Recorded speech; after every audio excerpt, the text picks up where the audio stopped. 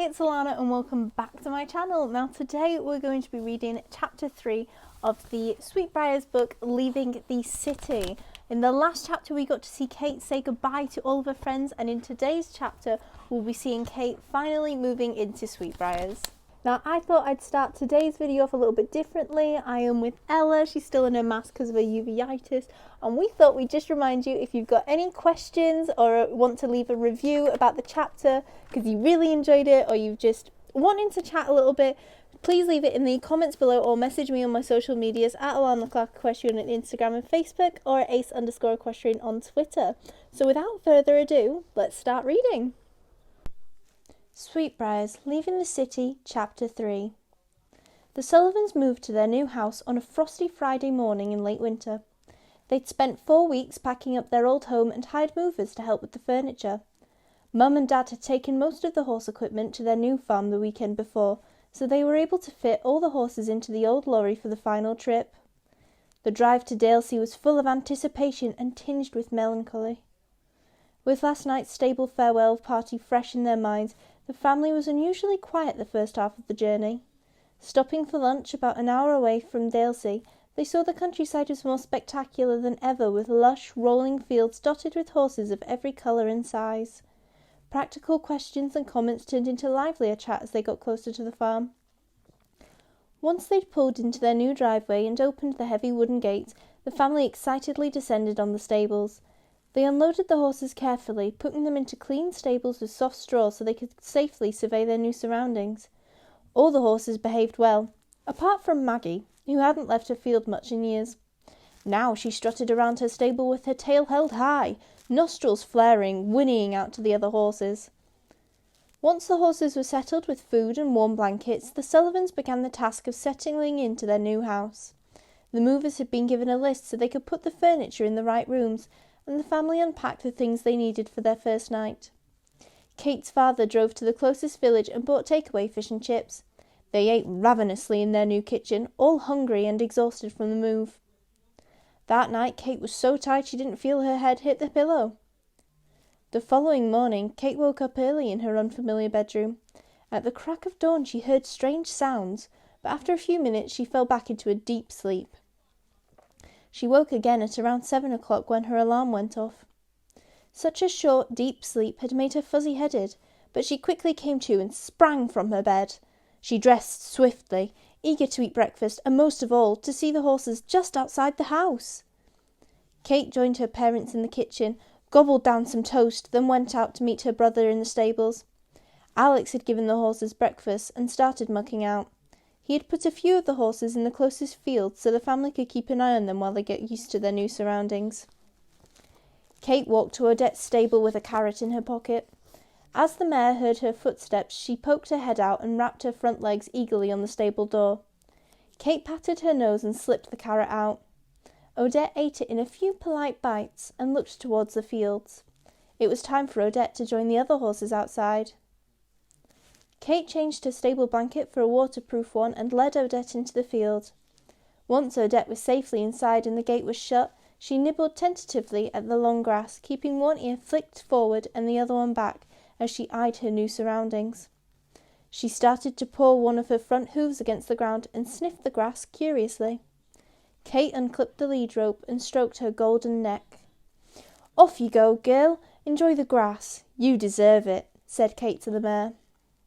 Alex's horse, Fritz, whinnied to Odette, and she raised her head, pricked her ears, and floated across the field at a trot to meet him. They touched noses briefly over the fence, and after a loud snort, Odette turned and galloped around the field, ears still pricked and tail held high. Fritz tried to join her, cantering up and down the fence line, bucking here and there. After a few circles, Odette stilled and stood looking into the distance. After a few more minutes, she lowered her muzzle and started to graze. Fritz followed her lead, snatching at the long grass but staying as close to Odette as the fence would permit.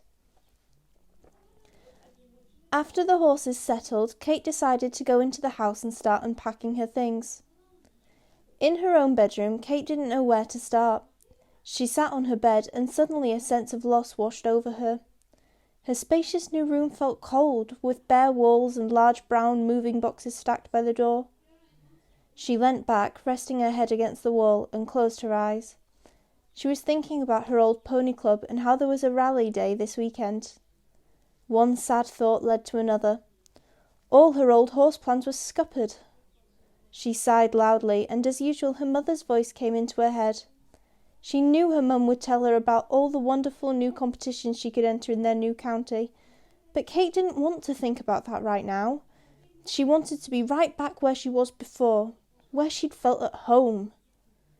After a few moments she forced her eyes open and looked out the window. She could see Odette and the other horses grazing from her window. Cate sat there for what seemed like an eternity, simply watching. Her phone beeped and she could see she had messages from Beth and Bridget checking to see she'd settled in okay. Cate stood up and took a photo with her phone, showing the view from the window, and sent it to them both. The messages made her feel better, and after a few hours she made some progress unpacking things and even put her favourite posters up. She was surprised at how much cosier her room felt compared to only hours before. After lunch, Cate put on her jodhpurs and boots and fetched Odette from the field. The weather had improved, with the sun poking through the clouds. She led Odette to the stables and joined Alex, who was preparing Fritz to be ridden. Fritz whinnied to Odette as they rounded the corner, and Cate tied Odette up in the stall beside him. Odette gave Fritz a cool look of acknowledgement, but then kept a pleased eye on Cate as she massaged her soft, shiny coat with a body brush. Cate then cleaned and oiled her hooves and detangled her mane and tail. She put protective boots on all four legs, then finished her preparation by spraying Odette's mane and tail with a glossy spray until it was smooth and silky. "Cate, do you want to ride in the arena with me for half an hour and then go explore the bridle paths out the back?" Alex asked. "Sounds like a plan," Cate replied enthusiastically. Cate and Alex led their horses to the new arena, where Cate got onto the mountain block beside the gate and slid softly into her dressage saddle, putting the balls of her feet carefully into the stirrup irons. She patted Odette's neck, then asked her to walk forward. The mare responded, flicking her hooves into a rhythmic walk. She stretched her silky neck out and pricked her ears forward as she took in the new arena. She only spooked once, at an old pot plant beside the letter C at the top of the arena. To warm Odette up, Cate trotted and cantered her around the arena until she started to relax, softening her back and neck into a more comfortable position. Fritz was excitedly rushing around the arena in a bold, energetic trot. Alex had asked him to do a few transitions, changing from walk to trot and then to canter, getting the gelding to focus and trot in an even rhythm. "Are you ready to go exploring?" Cate called to Alex across the arena. "Yep, Fritz feels a bit calmer, finally." Even though Alex was a confident rider, he wanted to make sure Fritz was as quiet as possible. He was a big horse to control, standing at 17 hands high, and he could be quite a handful if he was scared or excited outside the farm. They left the arena and proceeded up the path to the back of their farm. As they passed fields with long grass, skittish rabbits ducked on and off the path in front of them. One rabbit ran right under Fritz's front legs, and the big gelding got a fright, leaping over the rabbit. Alex stayed seated and patted him, laughing at the horse's behaviour. Odette primly stepped aside to give Fritz more space. "I knew he'd take a fright at something, although I thought it might happen after we left the farm," said Alex, rolling his eyes and smiling. "Well, it's all part of his jump training," replied Cate with a giggle. When they arrived at the hedge that bounded the back of the property, Cate leant over Odette to open the gate. They turned out the farm onto a country lane with a dirt road and fields on both sides. They had been told this was the best way of reaching the main entry to the bridle paths. After a few minutes they saw a small cream-coloured wooden house on their left-hand side. Whoever lived there must be the Sullivans' closest neighbour from behind the farm. The house had a small front garden and an old picket fence, splotched with cracked green paint. There were dense bushes overflowing onto the pathway that led to the front door. The house paint was also weathered. The window shutters were rickety, and some of the wood looked rotten. But one patch of grass beside the overgrown path was carefully trimmed and stood in contrast to the rest of the house. Beside the building was a small covered space where a little car stuck out its nose. On the sides of the house, a couple of windows were boarded up, giving the impression that the property was vacant. There were empty fields on both sides, with wire fencing strung up using random tree trunks as posts. The house looked uncared for, apart from the manicured patch of lawn. "I wonder who lives there," said Cate. "It looks empty to me. You can see the cars covered in dust, and those bushes would make it difficult to walk up the front path," said Alex. "Maybe the people are old and can't look after the gardens very well anymore. Or perhaps they don't need to use the rooms where the windows are boarded up," Cate added, shrugging her shoulders. Once past the house, they got to the bridle paths and discussed which way to go. They agreed to take the path directly in front of them, as it appeared to lead into the heart of the forest. The trail was wide clear, with sodden leaves providing a squelchy, mulch-like surface. It was still winter, and many of the trees were barren, but the forest looked inviting anyway. Large English oaks lined the paths, and there was a dense woodland as far as the eye could see. After the horses settled into a rhythmic walk and the path was drier, they asked their horses to trot. After 5 minutes, they followed a turn in the path and were suddenly blinded by a brilliant winter sun as the trees cleared, revealing open fields with hundreds of sluggish-looking woolly sheep. The horses hesitated at the unfamiliar sight, slowing their pace, but resumed to normal speed once they adjusted to the light. Then they ducked back into dense forest, and the light dimmed again. As they rounded another corner, the horses' necks lifted, and they hesitated with Odette dropping into a walk. Fritz followed Odette's lead and closed in behind her shoulder, letting the older mare lead. They heard voices, and soon 3 people came into view. They were a woman and a man who looked around Kate's parents' ages, and a petite young girl. As they approached, Cate realized the girl was closer to her age than she'd first thought. The family was bundled in dark, heavy winter clothing, wearing gloves and hats in spite of the mild late winter temperature. The woman and girl wore heavy black-rimmed glasses and had similar-coloured, vivid red hair. The man had ghost-like pale grey skin and grey hair poking out from his woolly winter cap. "Hello there," Alex called out politely. The man looked surprised to see the horses, as the soft ground had masked the usual clip-clop sound of hooves. He paused and dug his hand deep into his pockets as he said, "Hello, nice day for a ride." His lips tightened into a smile, revealing small, uneven teeth. "Yes, it is," said Cate and Alex, almost in unison.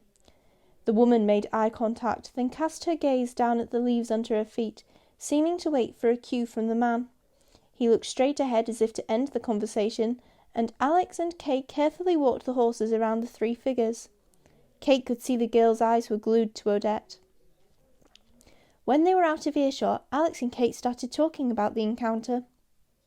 "What a strange family! The lady and the girl didn't say a word, and they were dressed for Arctic conditions," said Cate. "Yes, they seem a bit awkward. I suppose that must be their daughter with the same red hair as the lady," replied Alex. "I wonder if they live round here," said Cate. "Well, I guess we'll find out soon enough," replied Alex. "Should we canter the horses?" asked Cate as she spotted a stretch of open trail ahead of them. "Okay, go on then," replied Alex encouragingly. Cate put her outside leg behind the girth and asked Odette into a canter. She bounded into canter, with Fritz following suit, and the horses' strides somehow matched well for speed. Fritz's large and now relaxed steps fell into the same rhythm as Odette's bouncy canter stride. They let the horses go a bit more, lightening their seats and leaning forward. Both Cate and Alex relaxed and enjoyed the feeling of freedom. After 5 minutes or so, they had to bring the horses back to walk and decide whether to keep on going straight or turn left. They decided to take a chance on turning left, hoping the path might make a circle and take them home. They were in luck, and after half an hour they found themselves back on the road where they had started. Almost home now, they passed the old wooden house again and saw the man from their earlier encounter in the forest. He was opening the gate and had the dusty white car idling, ready to go somewhere. Mystery solved. The 3 strangers were the Sullivans' closest neighbours. The man gave his strange smile again and waved briefly, then put his hat on, pulling the front down over his eyes. He quickly got into the car and appeared to fiddle with the radio, a stony look of concentration on his face. Alex glanced at Cate, raising an eyebrow. Cate responded with a puzzled smile as they made their way home. And that is all from Ella and I today. I really hope you enjoyed chapter 3 and listening to how Cate has moved into Sweetbriars and their first ever ride in the Sweetbriars arena and hacking out near Sweetbriars. I know I really enjoyed chapter 3. I can't wait to see where chapter 4 takes us, and I can't wait to see you tomorrow with chapter 4. Again, if you have any questions or want to comment and review, please put that in the comments below or message me on my social medias at Alana Clark Equestrian on Instagram and Facebook, or ace_equestrian on Twitter. And until tomorrow, guys, from Ella and I, it's goodbye.